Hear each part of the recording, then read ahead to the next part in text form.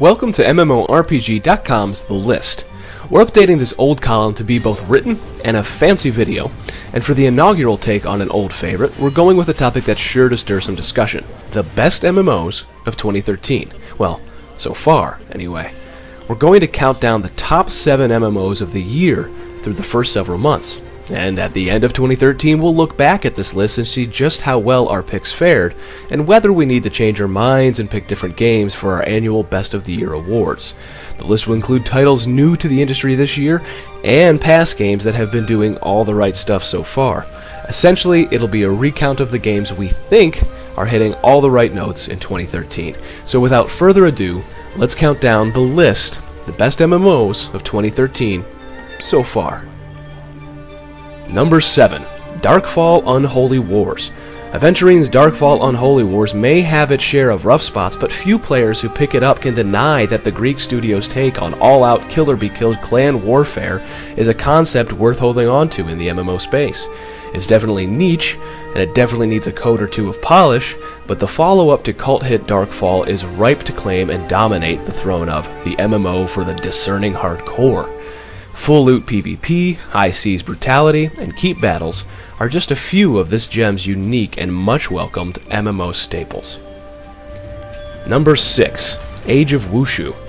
Age of Wushu came out of nowhere, okay, well, maybe out of China, to offer an innovative and deeply addictive quasi-sandbox MMO. It's based on the historical aspects of ancient China with a flair for the fantastic that evokes the best moments of films like Crouching Tiger, Hidden Dragon.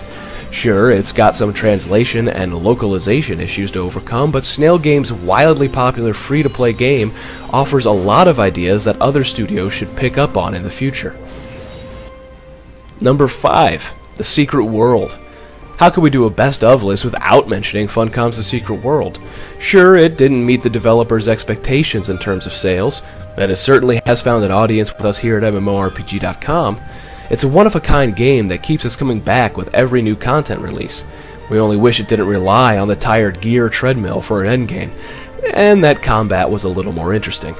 Other than those issues, TSW is our pick for the most underappreciated MMORPG, and one that deserves to at least be played once by any MMO gamer. Number 4. Star Wars: The Old Republic. Blasphemy, you say. We're putting Star Wars: The Old Republic on a best-of list. Alert the authorities, stop the presses, go arrest Bill Murphy. But if you take a moment and put aside the disappointment felt during its launch window, you'll quickly realize that as a free-to-play theme park with a strong sense for story, SWTOR is actually pretty damn good and getting better with each new update. Your mileage may vary. Number 3. Neverwinter. We were initially blown away by Neverwinter when given a first look at PAX East a couple years back. We remain highly impressed by Cryptic and Perfect World's free-to-play D&D themed MMO. Its Foundry toolset is the sort of user-generated content we want to see in every game from here to eternity, and its action combat is very addictive. It has its faults, no doubt. We're looking at you, cash shop, and lack of immersion. But Neverwinter is proving to be the perfect pickup MMO. The kind of game you can play for 20 minutes if it's all you've got, and feel like you accomplished something worthwhile. The future is bright for this one, so long as they rein in that cash shop. Number 2. EVE Online. A perennial favorite of staff and readers alike at MMORPG.com, EVE hits our list for 2013 because it's the only MMO we can point to that is still growing after 10 years of live existence. It may not be the juggernaut that is World of Warcraft in terms of wide appeal, but EVE's consistent growth and broad-ranging ideals towards what an MMO should be and what it could be show exactly why CCP's flagship title keeps garnering new fans. We're stoked to see what we'll say about the EVE universe in 2023. And number 1, Guild Wars 2. Big shocker, right? Our highest scored MMO is also our current best MMO of 2013. Even if you're not a fan of ArenaNet's sequel, you'll be hard-pressed to deny that the team's dedication to adding to and improving their game is second to none. In the 6+ months since its launch, Guild Wars 2 has added more content and features than any other MMO on this list in the same amount of time. And there are no signs of the pace slowing down. In fact, they only seem to be speeding up their output to every 2 weeks as opposed to every month. Oh, and all of it has been for free too, let's not forget that. We wish more developers offered this much value with your purchase and gave you so much quality content for so little investment. ArenaNet stands head and shoulders above the pack for 2013 so far, but there are some big titles coming out in the rest of the year. Can they keep their dominant stance? Or will titles like Elder Scrolls Online, WildStar, Divergence, and so many others kind of push it out? What about you? Does your top 7 jive with our own? How would you rank these titles? Round out the top 10 or change it completely? Let us know in the comments, and don't forget to submit your own list to editor@mmorpg.com for a potential guest column here on the site. Thanks for watching. I'm Bill Murphy, and don't forget to subscribe to us on Twitter, Twitch, YouTube, Facebook, and all that other crap at MMORPG.com without the dot. This has been MMORPG's The List.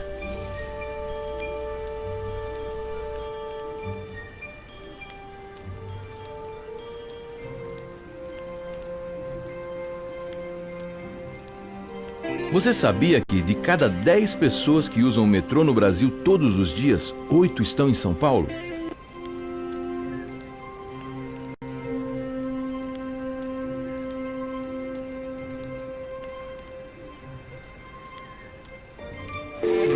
Na época da conexão de escada, o showlive.com já tinha vídeo de música. E pouca gente tinha paciência para ver. Mas quem vive de música tem que...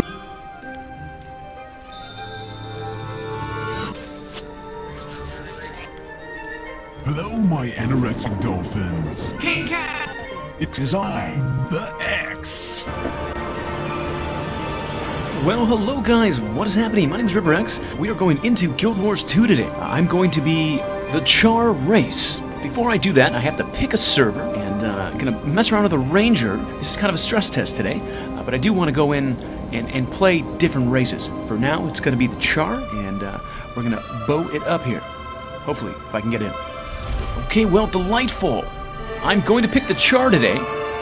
Why? Because they just remind me of pure beauty, like running on four legs, and they're very very noble creatures. And I bet he's a darn good archer with a bow. It's just my opinion. Anyways, we're gonna do the Char.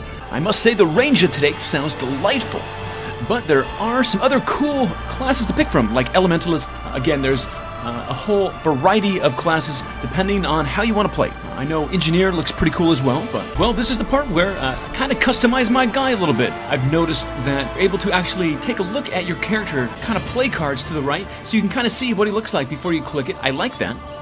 It's pretty cool. Well, again, I want to try to make him as cool as possible. I don't think it's going to be too hard. He's already pretty awesome looking, but, again, there we go. Ooh, wow. That's kind of scary, actually, in a good way.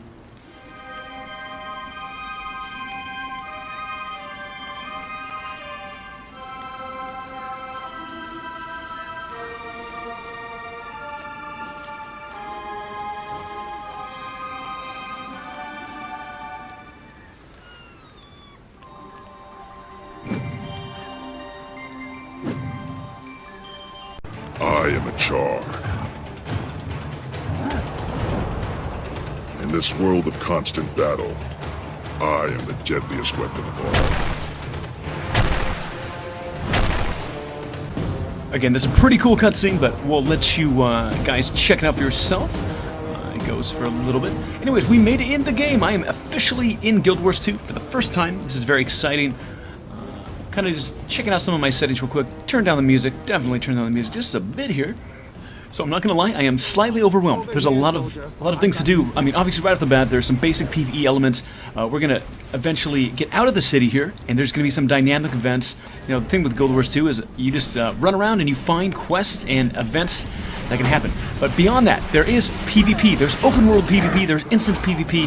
There's a lot of elements to Guild Wars 2. I'm gonna try to show you guys as much as possible. Again, this is my very first couple minutes playing the game, so I'm gonna do my best here. And we made it outside. That was awesome. Okay. So, in any case, it begins. There's a huge storyline in Guild Wars 2 that you can follow. There's lore, but I'm kind of itching for some PvP. I was told that you can go into the open world, doing some open world PvP, world versus world. Essentially, we are a server, and we battle a couple other servers, and you know, we take over keeps and capture points. You're able to actually go into open world PvP. World versus World PvP at level 2. But at the same time, one of the most important things I feel like we need to do as well is kind of level up a little bit in PvE and get some more skills unlocked. We are doing some just little quests here right around the outskirts of the city. What's great about the PvE system here in Guild Wars 2 is that it really just dynamically, if there's something that's happening, it just pops up on your screen. You're able to help other players that are in mid-fight, and you can get points, and you can level up that way as well, which is awesome. Again, everywhere you go, there's something happening. It's pretty sweet. I really like this questing system, and I will say the combat and the movement of Guild Wars 2 is very fluid. It's comfortable. I feel comfortable in my character's skin. I guess that's what I'm trying to say here. As you can see, I just literally went to a dungeon and automatically, you know, got some kind of quest to kill bad things down here. So that's what we're doing. We're killing bad things in a dungeon. I love it. I absolutely love the PvE so far. It's been fun. Now, as you guys can see, this is essentially a dynamic event. There's other players killing stuff, and I just kind of hopped right in. and I'm a part of it. I'm a part of the team. I'm a part of the A-team, essentially, which is great. So there's some kind of boss, and you know, you're able just to kind of jump right in, get some experience, get some rewards for it, and maybe see a cool cutscene or two. I don't know exactly what's gonna happen, but there is a boss. Yes, and there is a cutscene. Awesome, awesome, awesome. He's wow. Okay, I hope you don't have to fight that guy. He doesn't seem like he's very happy. I think his cable just went out. Ooh, that would be very frustrating, especially if you're a stone monster. Super pissed off. So, oh boy. Okay, it begins. We have to fight this guy. Great. Okay, maybe I should back up here. Again, I'm